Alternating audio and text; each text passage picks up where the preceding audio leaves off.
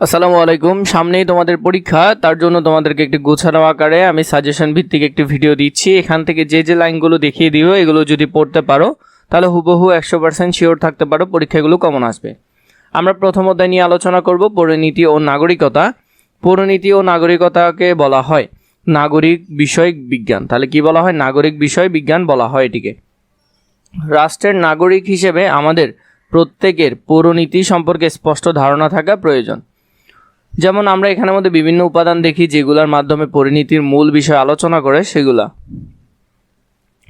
পৌরনীতি ও নাগরিকতা, এই অংশ থেকে তোমাদের একটা এমসিকিউ হুবহু কমন আসবে, তাই এই অংশটা খুবই ভালো করে দেখবে। পৌরনীতি ইংরেজি শব্দ সিভিক্স।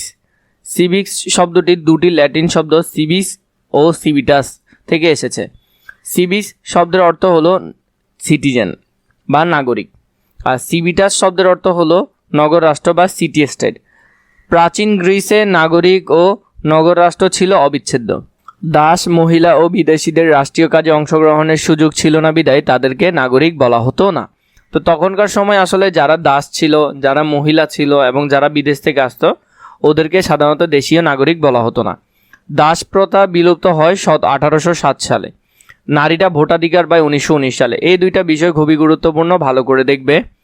মূলত রাষ্ট্র প্রদত্ত নাগরিকের মর্যাদাকে নাগরিকতা বলা হয়। রাষ্ট্র নাগরিককে যে মর্যাদা দেয় সেটাই মূলত নাগরিকতা।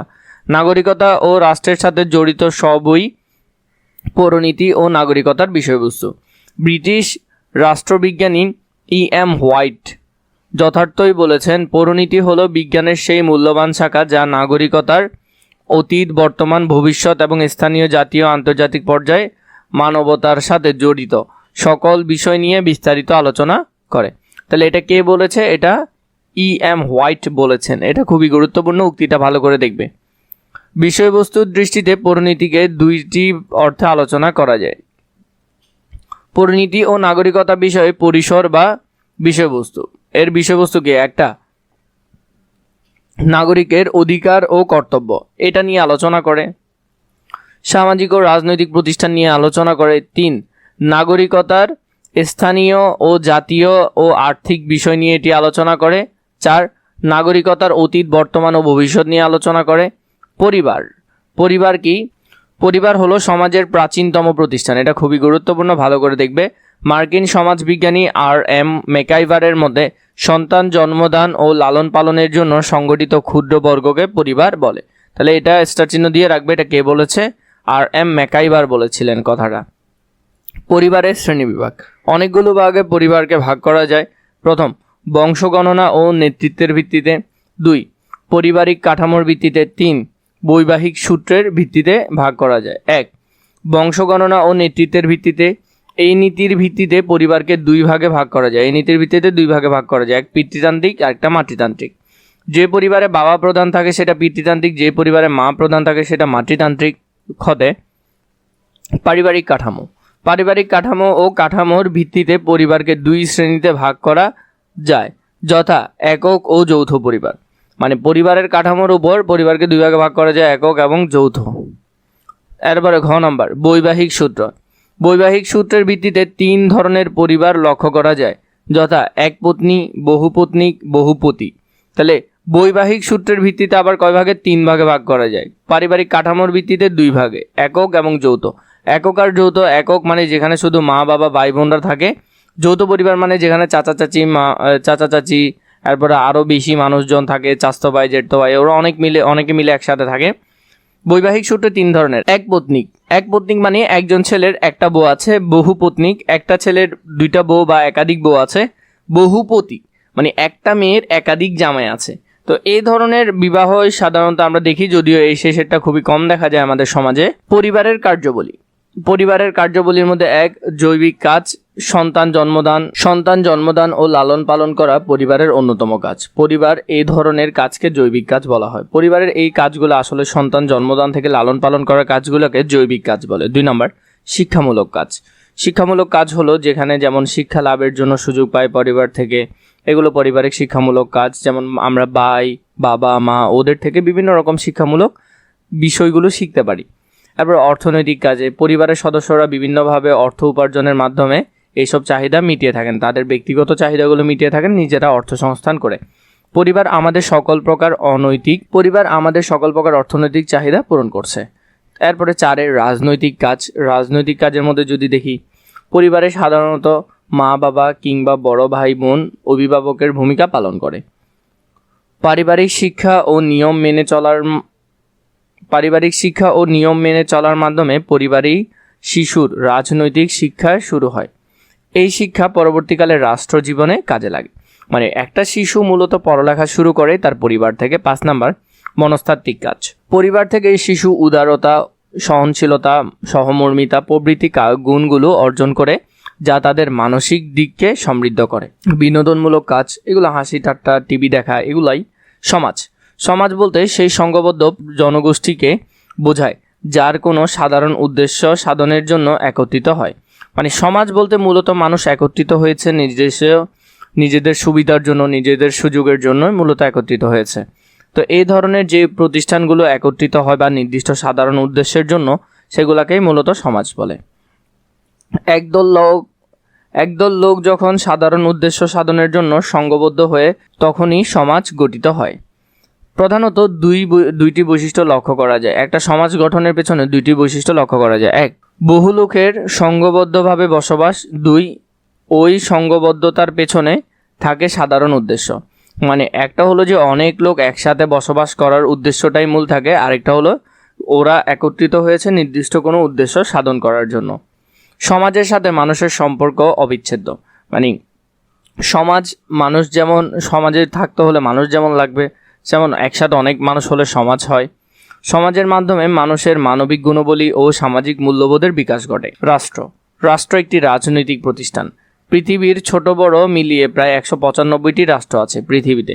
তাহলে রাষ্ট্র একটি রাজনৈতিক প্রতিষ্ঠান। এই এমসিকিউটা খুবই গুরুত্বপূর্ণ। রাষ্ট্র পরিচালনার জন্য আরও আছে সরকার ও সার্বভৌমত্ব। মানে রাষ্ট্র পরিচালনা করতে হলে এই 2টা জিনিস লাগবে, সরকার লাগবে, সার্বভৌমত্ব লাগবে। অধ্যাপক গার্নার বলেন, সুনির্দিষ্ট ভূখণ্ডে স্থায়ীভাবে বসবাসকারী সুসংগঠিত, সরকারের প্রতি স্বভাবজাতভাবে অনুগতশীল, বহিঃশত্রুর নিয়ন্ত্রণ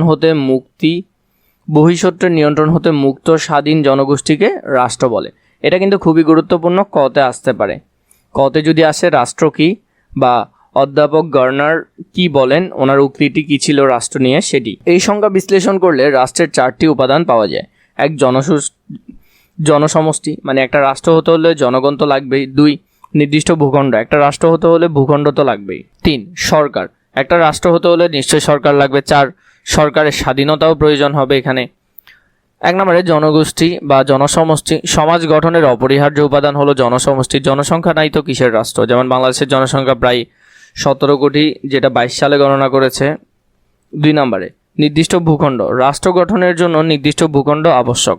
মানে একটা রাষ্ট্র গঠন করতে হলে নির্দিষ্ট ভূখণ্ড তো লাগবেই। ভূখণ্ড বলতে একটি রাষ্ট্রের স্থলভাগ, জলভাগ ও আকাশ সীমাকে বোঝায়। তাহলে একটা রাষ্ট্রের ভূখণ্ড বলতে এগুলাই বোঝায়। বাংলাদেশ ও ভারতের মধ্যে স্বাক্ষরিত হলো স্থল সীমা চুক্তি অনুযায়ী 2015 সালে 21 জুলাই 2 দেশের মধ্যে পারস্পরিক ছিটমহল বিনিময়ের মাধ্যমে বাংলাদেশের ভূখণ্ড 10,050.6 একর জমির যোগ হয়েছে। বাংলাদেশের সমুদ্র সীমা আয়তন 19,467 বর্গ কিলোমিটার বৃদ্ধি পেয়েছে। বর্তমানে 1,18,813 বর্গ কিলোমিটার সমুদ্র অঞ্চলে বাংলাদেশের সার্বভৌমত্ব অধিকার পেয়েছে। গণচীন, ভারত, মার্কিন যুক্তরাষ্ট্র, কানাডা প্রভৃতি রাষ্ট্রের আয়তন বাংলাদেশের চেয়ে অনেক বড়। তারপরে সরকার ছাড়া রাষ্ট্র গঠিত হতে পারে না। মানে একটা রাষ্ট্র গঠিত হতে হলে সরকার তো লাগবে। যাবতীয় কার্যাবলী সরকারের মাধ্যমে পরিচালিত হয়। সরকার গঠিত হয় 3টি বিভাগ নিয়ে। খুব বেশি গুরুত্বপূর্ণ, এই এমসিকিউটা ভালো করে দেখবে। রাষ্ট্র বিভাগ, শাসন বিভাগ, আইন বিভাগ, শাসন বিভাগ, বিচার বিভাগ, এই 3 বিভাগ মিলে মূলত সরকার গঠিত হয়।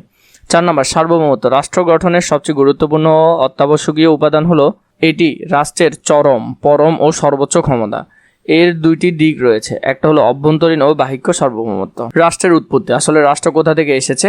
এই রাষ্ট্রের উৎপত্তি নিয়ে অনেকগুলো মতবাদ আছে, যেমন ঐশী মতবাদ, যেটা সবচেয়ে পুরাতন মতবাদ। এরপরে হলো বল বা শক্তি প্রয়োগ মতবাদ, যেখানের মাধ্যমে আসলে বল শক্তি প্রয়োগ করে কি করা হয়, তাদের ক্ষমতা নেওয়া হয়। 3 নম্বরে সামাজিক চুক্তি মতবাদ। আরেকটা হলো 4 নম্বর ঐতিহাসিক বা বিবর্তনমূলক মতবাদ।